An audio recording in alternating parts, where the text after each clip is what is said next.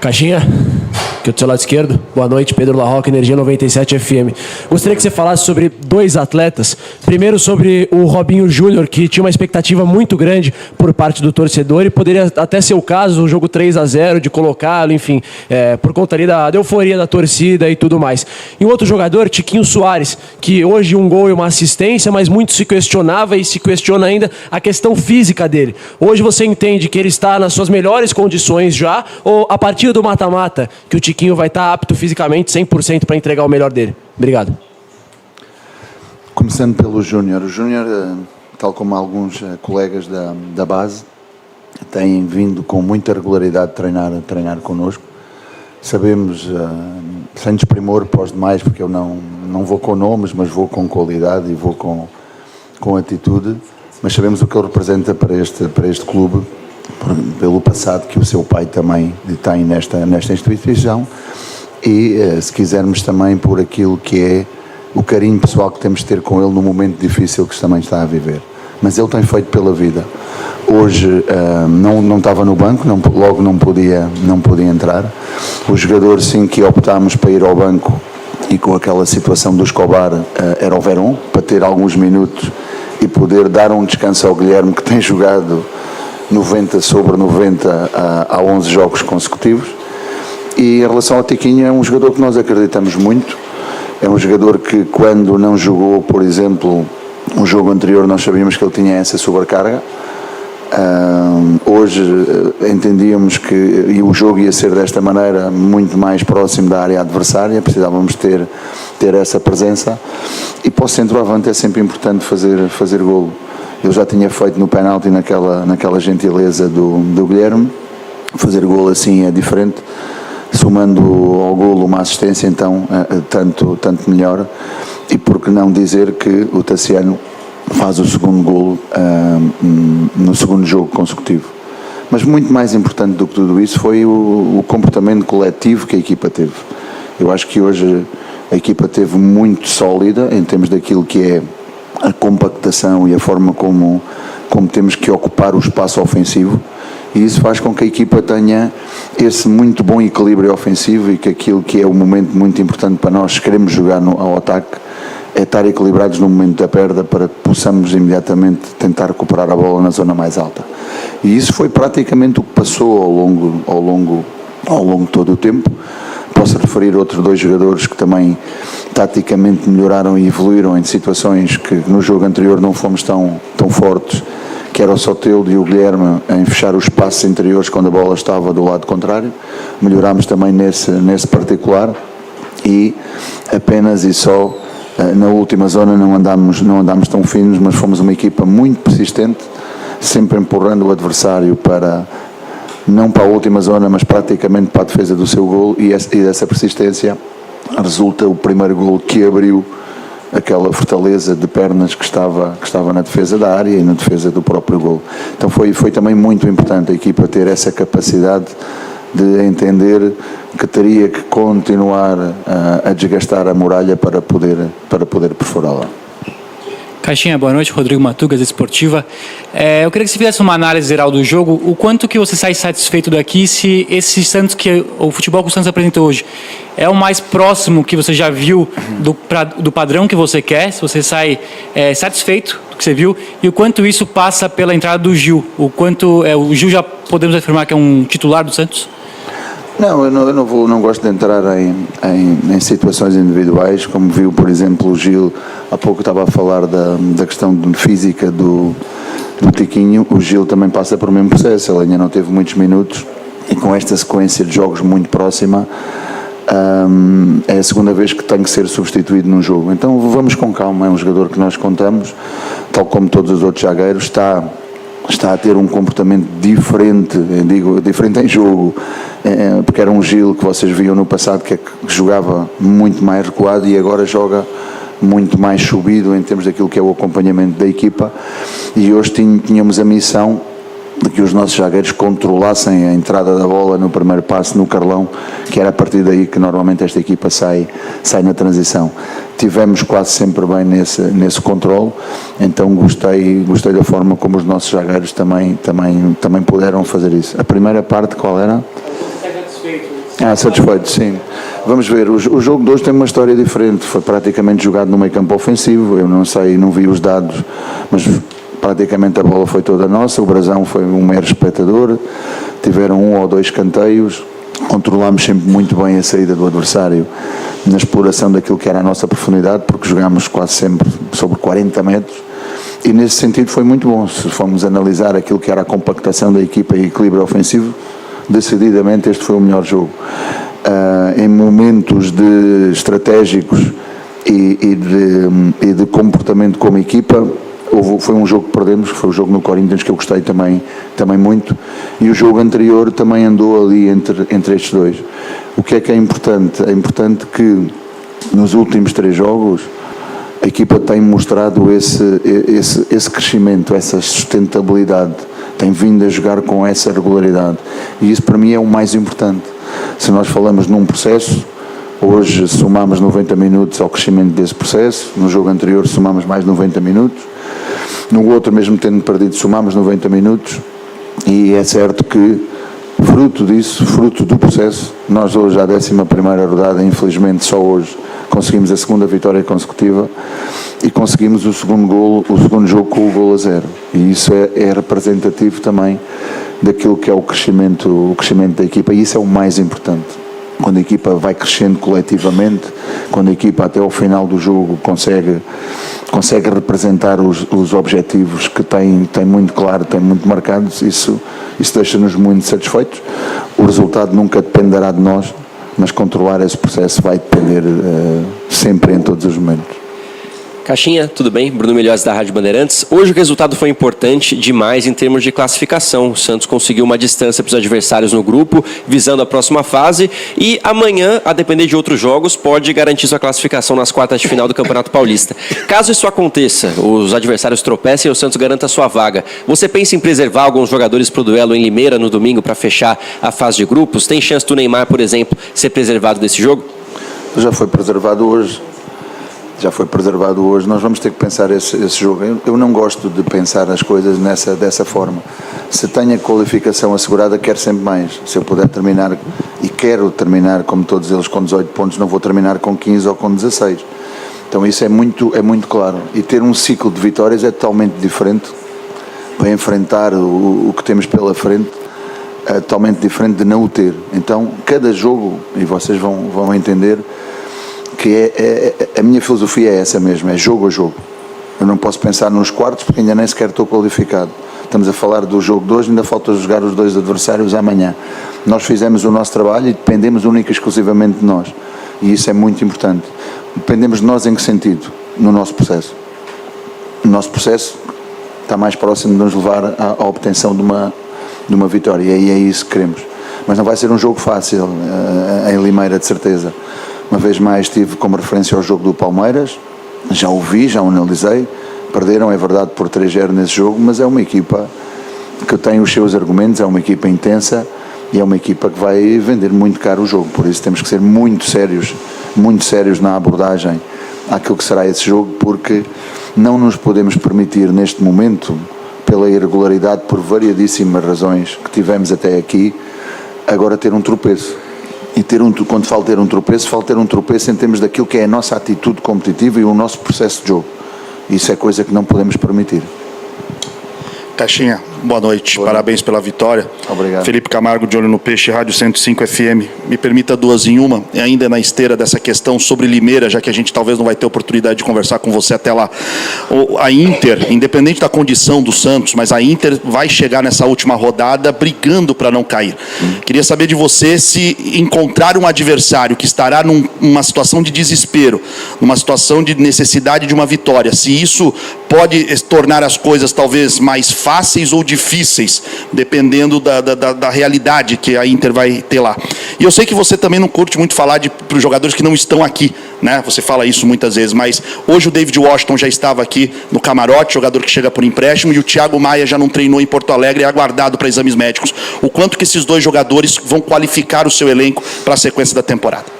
Posso falar do Verón, que é aquele que já hoje teve... Você já falou, né? Sim, já falei, mas falei precisamente por essa razão, que ele hoje já estava connosco. Mas posso-vos adiantar que na sexta-feira, por exemplo, o Barreal já se vai integrar com o grupo, O William, que tem estado lesionado, também vai ter a possibilidade de se integrar com o grupo. Muito provavelmente o David também vai ter essa possibilidade. Vamos ver como é que se vai tratar o processo do Tiago, e há mais um jogador que o senhor não referiu que também poderá incorporar-se ou não dentro desta dinâmica. No meu primeiro Paulistão, no último jogo, nós tivemos essa realidade daquilo que vai ser o contexto contra o São Bento. Nesse jogo, precisamente, o São Bento dependia de outros resultados. Penso que a Portuguesa foi a equipa que se manteve fruto do nosso resultado. Nós ganhámos nesse jogo por 3-0, mas foi um jogo, nós já estávamos qualificados, era totalmente diferente, e qualificados em primeiro lugar, e foi um jogo onde rodámos alguns jogadores sabendo desse contexto, mas é um contexto que torna o jogo um pouco ainda muito mais especial, e a forma como temos que abordar e jogar. Aqui, Caixinha, Juliane Amaoka, Lance, boa noite. Hoje o jogo teve um atrativo a mais. Faz muito tempo que o Santos não só tem um jogador convocado pela seleção brasileira principal, mas um dos protagonistas, né? E o Dorival, a gente da imprensa tentou um contato com ele, mas ele acabou entrando pelo outro lado, né? Do portão, que não é o costume. E eu queria saber se houve algum tipo de contato, especialmente ontem, né? Na comissão técnica dele acompanhando, como foi essa conversa, se de repente no vestiário também agora ele desceu, se teve algum tipo de contato, por favor, por parte do Dorival com você, com a sua Não, comissão. da parte do Mr. Dorival não houve esse contacto. Teve o preparador físico e o fisiologista ontem, acompanharam-nos praticamente naquilo que foi o dia de trabalho. As nossas portas estarão sempre abertas para receber as pessoas da CBF e as pessoas da comissão do Mr. Dorival. Tenho pena, porque é uma pessoa que respeito muito e gosto muito de não o ter cumprimentado pessoalmente.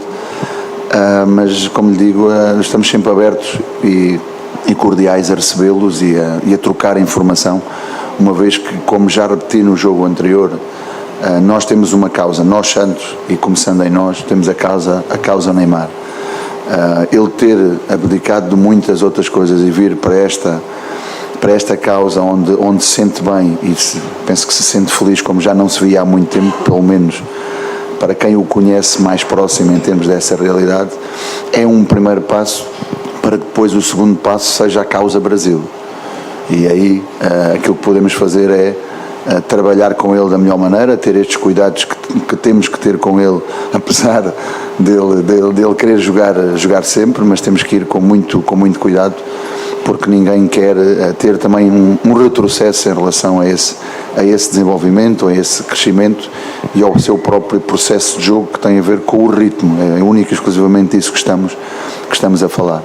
Então, estamos satisfeitos com essa evolução e estamos totalmente abertos para receber as pessoas da CBF e ajudá-los em qualquer ponto que possamos ajudar. Pedro, aqui Vinícius Figo do Baixada Esporte. Pedro, muita gente fala sobre a atuação do Neymar, sobre os jogos do Neymar, mas hoje, vou dar o exemplo, tanto o Soteldo quanto o Guilherme foram muito bem, pelo menos na minha avaliação, e eram jogadores, o Guilherme é o artilheiro do time, mas o Soteldo oscilava bastante no início do Campeonato Paulista. Você imagina que a chegada do Neymar fez com que esses dois jogadores se entrosassem um pouco mais, até com o Soteldo caindo mais pela beirada do campo? E se você me permite, o Felipe perguntou para você dos jogadores, e você falou que faltava um que ele não tinha mencionado. Eu tenho que perguntar, quem que era esse jogador? Imagino que você não responda.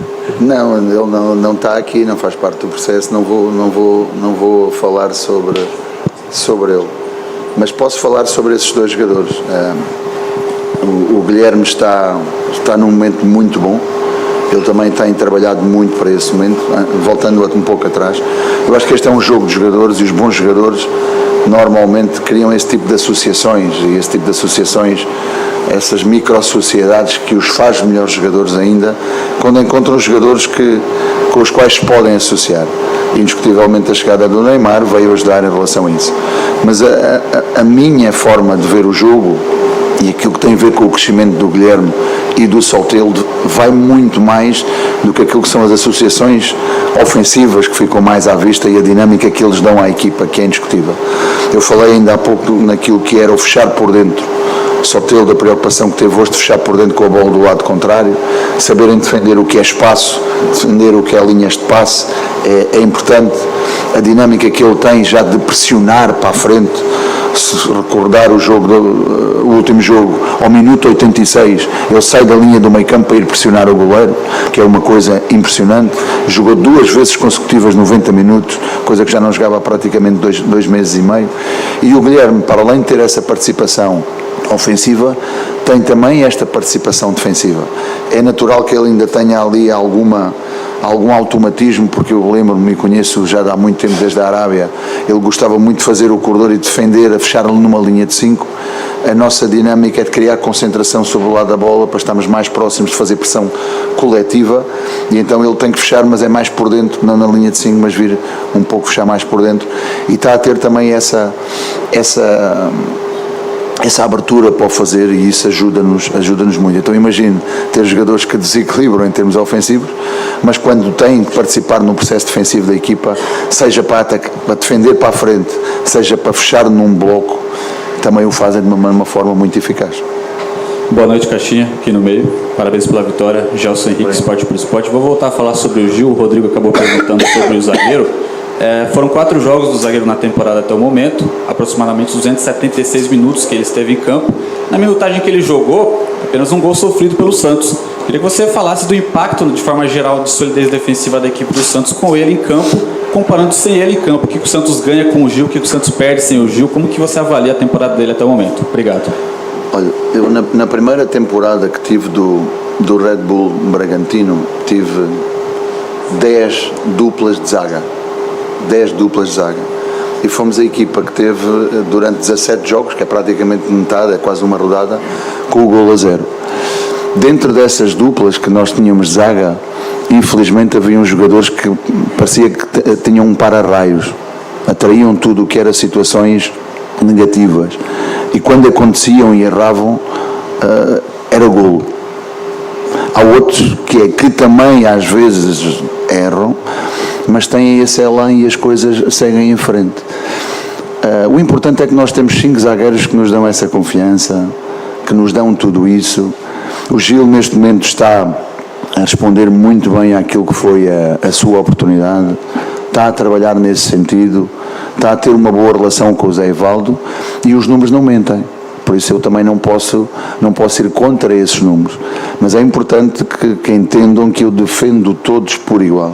Os que às vezes o raio lhe toca, aqueles que às vezes possam ter ali uma luz que é um raio, mas que cai ao lado e passam incómodos, porque eu tenho que defender todo o grupo. O Gil faz parte do grupo, da mesma maneira que o João Basso faz parte do grupo, do Luan, que voltou hoje de lesão e de castigo, fazem parte, o Zé Evaldo, o Luizão. Então, todos eles são importantes para nós, e todos eles vão ser importantes para nós em determinados momentos, porque a época é muito longa, é muito desgastante e é muito exigente. Boa noite, Caixinha. Regis Querino, na tribuna de Santos. Você só mudou apenas um jogador em relação à escalação do jogo contra o Água Santa. É cedo ainda para falar que o Santos tem um esboço de um time titular? Ainda é cedo, após 11 rodadas do Paulista. Você tem jogadores que vão estrear ainda, Veron, Barreal, o Reiser, o Thiago Maia deve estar chegando aí também, o Santos não confirmou ainda, mas imagino que sim. Mas poderia-se dizer que o Santos hoje tem um esboço de um time titular? E se a confirmação depois do Thiago Maia, se você espera mais algum jogador para complementar esse elenco no início de ano? Obrigado. Há muitos jogadores da base que também têm estado connosco, e nós continuaremos a olhar para aquilo que são os jogadores da base nesse sentido. Uma coisa que a equipa tem neste momento é um comportamento coletivo. A equipa sabe o que é que tem que fazer quando tem a bola, a equipa sabe o que é que tem que fazer quando perde a bola, quando não a tem e quando a recupera, e inclusivamente também vamos melhorando na bola parada defensiva, mas temos que continuar a ser mais eficazes na bola parada ofensiva, porque temos um volume muito grande também de situações dessa natureza. Temos jogadores que são muito fortes a atacar a bola na área, e temos jogadores com muita qualidade para servir. O que eu lhe posso dizer é que temos atores, praticamente 2 por posição, que encaixam perfeitamente naquilo que é a filosofia Santos e a nossa filosofia, e isso deixa-nos muito satisfeitos. Deixe-me dizer, e antecipando, que no primeiro momento em que nós tivemos o grupo fechado, eu vou falar com os jogadores e vou-lhes dizer uma coisa muito clara: eu vou ter a vida muito dificultada, porque todos vocês têm qualidade para jogar, todos vocês vão lutar para jogar e eu tenho que decidir quem são os 11 mais os 5 que vão ter que entrar em cada jogo e ainda quais são aqueles que vão ter que ficar de fora. Esse vai ser o meu bom problema. E então é nesse sentido e nessa orientação que nós estamos a trabalhar. Neste momento, porque a equipa também está em diferentes momentos, este é o 11 que está mais próximo de ser o nosso 11 base, neste momento. Daqui para a frente vamos ver, em termos daquilo que vai ser a mensagem. Quem está a jogar, continuar a trabalhar muito forte. Quem está a querer entrar, continuar a empurrar muito forte para que os que estão dentro evoluam e para os que vêm atrás também possam elevar aquilo que é a competitividade da equipa. Eu acho que uma equipa só é competitiva fora se for competitiva dentro. E estamos também a criar essa atitude, essa disposição mental. E isso reflete-se na forma como a equipa vem jogando. E é nesse processo e nesse ponto que nós temos que continuar a insistir. Última pergunta. Aqui, tudo bem? Tati Tavares, da Band. Eu queria, se você me permite, te perguntar um pouquinho fora do jogo.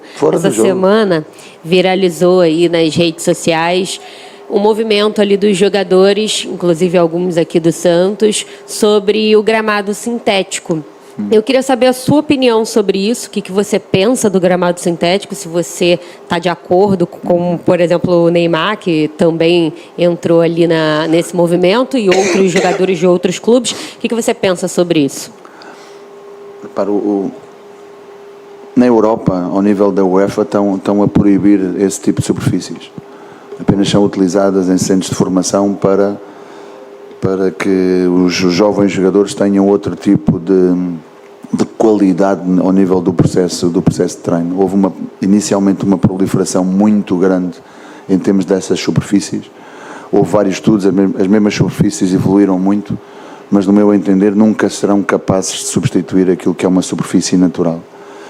Eu sei que o Brasil tem um clima diferente, ou seja, há diferentes climas em diferentes zonas do Brasil, mas eu também felizmente tenho tido mundo e já estive em zonas onde são muito chuvosas, muito frio, muito calor, muita umidade, e as superfícies de relva natural quase em todas elas eram fantásticas. Agora, pode existir em relação a isso uma outra vertente em termos polivalente, não só desportiva, mas também de espetáculos. E isso já não me cabe a mim decidir em relação a isso, nem muito menos opinar. As pessoas que organizam as coisas dessa maneira têm que ter uma direção e um entendimento.